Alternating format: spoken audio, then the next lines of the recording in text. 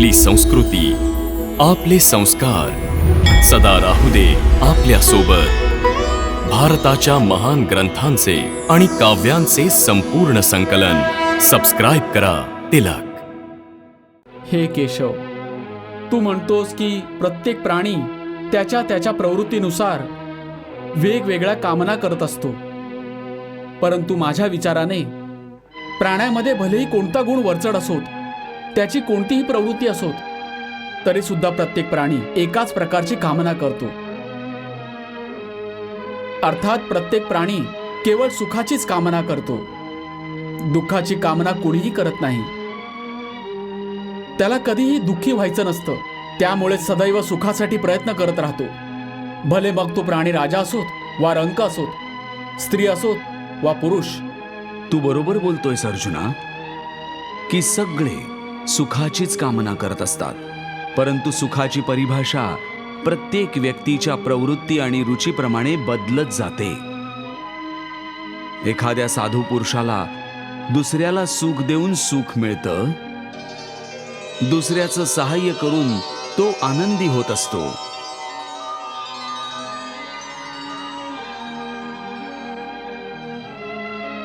आणि एखाद्या नीच प्रवृत्तीच्या मनुष्याला दुसऱ्यांना दुःख देऊन सुख मिळतं.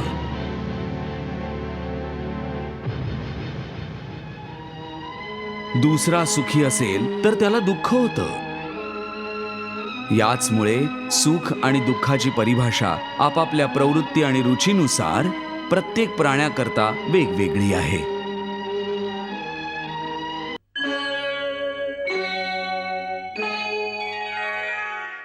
हे अर्जुना, तू आणि मी म्हणजे शरीर नाही, तर या शरीरात राहणारे आत्मे आहोत. हे शरीर तर केवळ आपले रथ आहेत, आपण त्याचे स्वामी आहोत. रथ मोडल्याने स्वामी नष्ट होत नाही, त्याच प्रकारे शरीराची सुख आणि दुःख आत्म्याला सुखी आणि दुःखी करत नाहीत. जर आपण आत्मा आहोत तर मग या सुखदुःखाचा अनुभव या आत्म्याला का होतो? या सुखदुःखाचा अनुभव आपल्या आत्म्याला होत नाही, केवळ शरीरालाच होतो. मग आत्म्याचं काय? आत्म्याला काहीच जाणवत नाही, कारण हे असणं आणि नसणं, सुख दुःख, थंडी उष्णता हे सर्व निसर्गाचे नियम आहेत. आत्मा तर अविनाशी परमात्म्याचा अंश आहे, म्हणून आत्मा निसर्गाच्या सीमांच्या बाहेर आहे. आत्मा अचिंत्य आहे, मानवी चिंतनाच्या आवाक्यामध्ये तो येत नाही.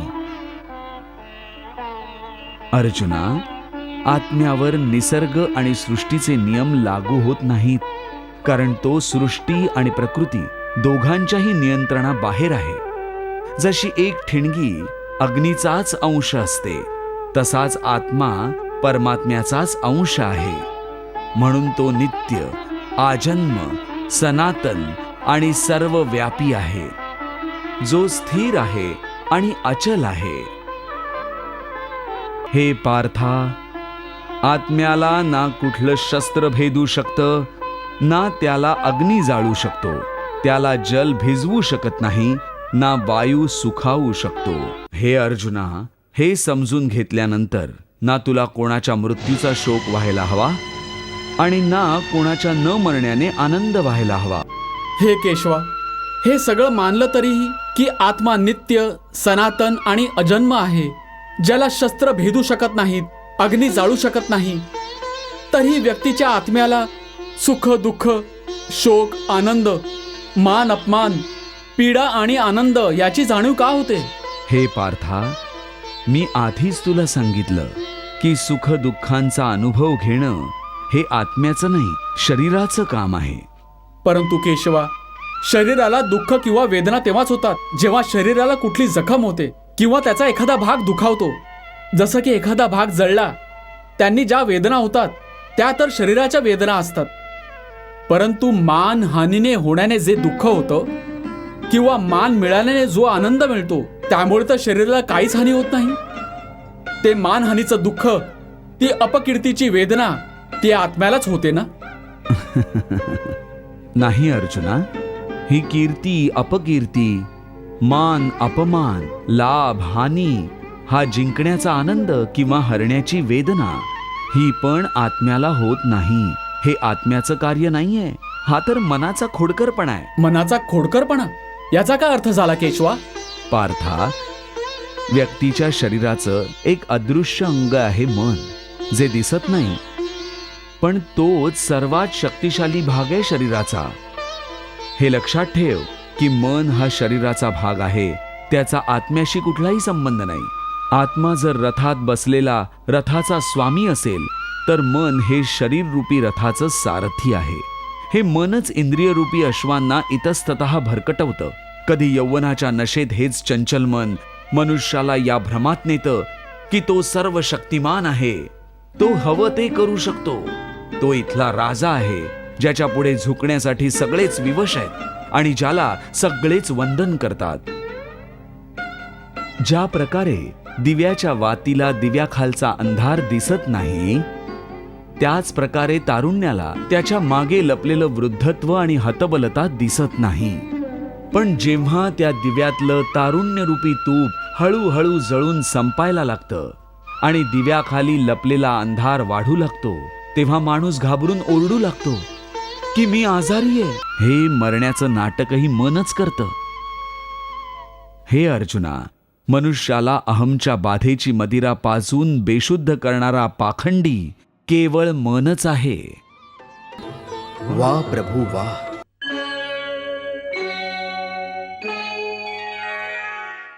तसही कुणालाही चिरकाळ सुख मिळतं का? नाही मिळत. ना सुख चिरकाळ टिकतं, ना दुःख टिकतं. परंतु हे केशव, काय सुख चिरकाल टिकणारं नसेल? सुख चिरकाल कसं टिकू शकतं पार्थ?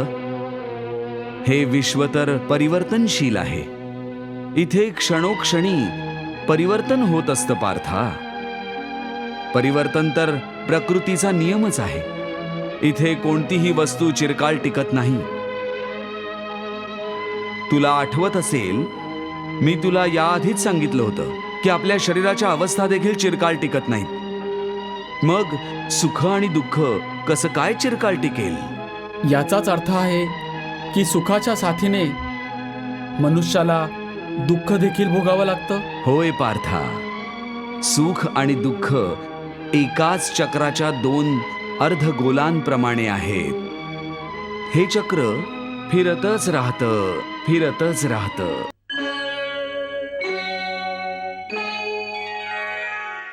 हे अर्जुना, शास्त्रांमध्ये अनेक प्रकारच्या यज्ञांचं वर्णन आहे, ज्यांच्याद्वारे प्राणी देवतांची आराधना करून त्यांना प्रसन्न करून घेतात. हे अर्जुना, समस्त देवता माझंच स्वरूप आहेत. त्यामुळे या यज्ञांद्वारे प्राणी माझीच आराधना करतात. हे मधुसूदन, तुझ्या म्हणण्याचा अर्थ आहे की यज्ञ अनेक प्रकारचे असतात. कृपा करून मला त्या सर्वांचं विवरण सांग. पार्था, आधी हे समजून घे की यज्ञ काय आहे. स्वतःच्या एखाद्या श्रेष्ठ वस्तूला, स्वतःच्या धनसंपत्तीला, स्वतःच्या एखाद्या विशिष्ट भावनेला, किंबहुना स्वतःच्या एखाद्या तीव्र इच्छेला माझ्या परमात्म्याच्या चरणी समर्पित करून टाकणं, यालाच यज्ञ म्हणतात. स्वतःच्या प्रिय वस्तूचा त्याग हीच यज्ञाची मूळ भावना आहे. म्हणूनच शास्त्र सांगतं की यज्ञामध्ये आहुती दिल्यानंतर जे अन्न मागे उरतं ते ग्रहण करणारा मनुष्य सर्व पापांतून मुक्त होतो. आणि जे लोक केवळ स्वतःचंच पोट भरण्याच्या उद्देशाने अन्न शिजवतात, ते तर पाप भोजनच करत असतात. हे केशव, यज्ञाच्या बाबतीतली सर्वसाधारण भावना तर हीच आहे की अग्नी प्रज्वलित करून अग्निकुंडात आहुती देण्याचं नाव यज्ञ आहे. परंतु हे माधव, तू तर म्हणतोयस की जनकल्याणचं कोणतंही कर्म यज्ञ आहे. स्वतःच्या एखाद्या प्रिय वस्तूचं बलिदान अथवा त्याग देखील यज्ञ आहे. याचा अर्थ काय आहे? हे अर्जुना, हे बरोबर आहे की प्राणी त्याच्या त्याच्या निष्ठेनुसारच वेगवेगळ्या प्रकारे वेगवेगळ्या देवतांची पूजा करण्यासाठी हवन आदी करत असतात. त्याला देखील यज्ञच म्हणतात. आणि काही लोक परमदानी असतात. ते त्यांच्या धनसंपत्तीचं दान करतात. त्यालाही यज्ञ म्हणतात. त्याला द्रव्य यज्ञ म्हणतात. अनेक योगी निस्वार्थ भावाने विद्यादान करतात. त्याला ज्ञान यज्ञ म्हटलं जातं. या व्यतिरिक्त अष्टांग योग साधनेच्या काही योगिक क्रिया देखील आहेत, ज्यांच्याद्वारे अनेक योगी पुरुष आध्यात्मिक सिद्धींकरता प्राणायामाच्या क्रियांवर आधारित प्राणयज्ञ करत असतात.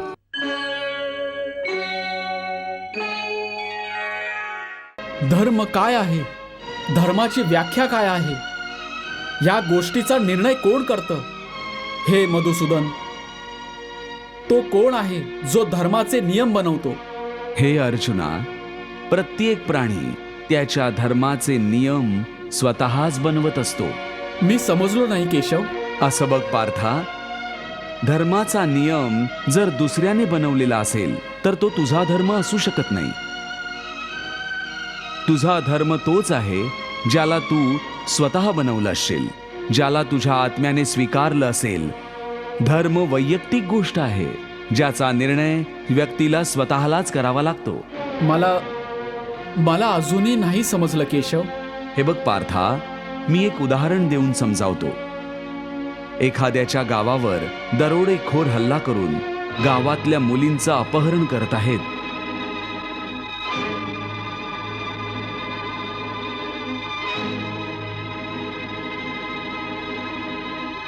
त्याच वेळी एखाद्याचा पिता मृत्यूशय्येवर पडून आयुष्याच्या अंतिम घटका मोजतो आहे आणि पुत्राकडे वारंवार पाण्याचा एक एक घोट मागतो आहे.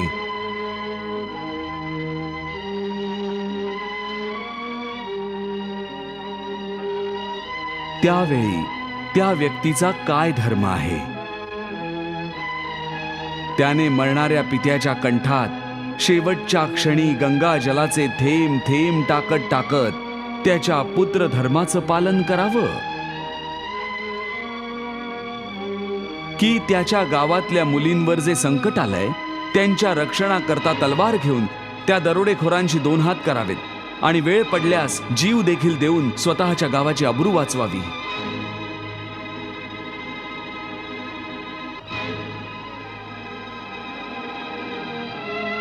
याचा निर्णय कुणी दुसरा कसा काय घेऊ शकतो? यालाच धर्माची द्विधा किंवा धर्म संकट देखील म्हणतात. अशा परिस्थितीमध्ये त्या व्यक्तीने काय करावं याचा निर्णय कुणी बाहेरचा नाही करू शकत. हा निर्णय त्यानेच घेतला पाहिजे की त्या क्षणी त्याचा प्रथम धर्म काय आहे. त्या क्षणी त्याचा आत्मा त्याला जे सांगेल तोच त्याचा धर्म आहे. म्हणूनच हे अर्जुना, प्रत्येक प्राण्याचा धर्म व्यक्तिगत असतो. धर्मासाठी भावनेची नाही तर स्वतःच्या कर्तव्य ज्ञानाची आवश्यकता असते. त्या गोष्टीची आवश्यकता आहे की मनुष्याने हे समजून घ्यावं की त्या परिस्थितीत त्याचं कर्तव्य काय आहे. भावना तर अनेक वेळा कर्तव्याच्या मार्गात येत असतात, मनुष्याला अशक्त बनवत असतात. जशा या क्षणी तुझ्या भावनांमुळे तुझ्या मनात जो मोह उत्पन्न झालेला आहे तो तुला कर्तव्य पथापासून दूर नेतोय. म्हणूनच शास्त्र सांगतं की कर्तव्य भावनेहून श्रेष्ठ आहे. आत्ताच तू मोठ्या ज्ञानींसारखे तर्क लावलेस की कर्म करायला एखादी प्रेरणा असली पाहिजे आणि प्रेरणेकरता एखादी भावना आवश्यक आहे. हे सर्व तर्क मोहातून उत्पन्न झालेले आहेत. नात्या गोत्यांच्या मोहाने तुझ्या बुद्धीला भ्रमित केलेलं आहे. म्हणूनच तुला सत्य दिसू शकत नाहीये. म्हणूनच या क्षणी तुला धर्म स्पष्ट दिसत नाहीये.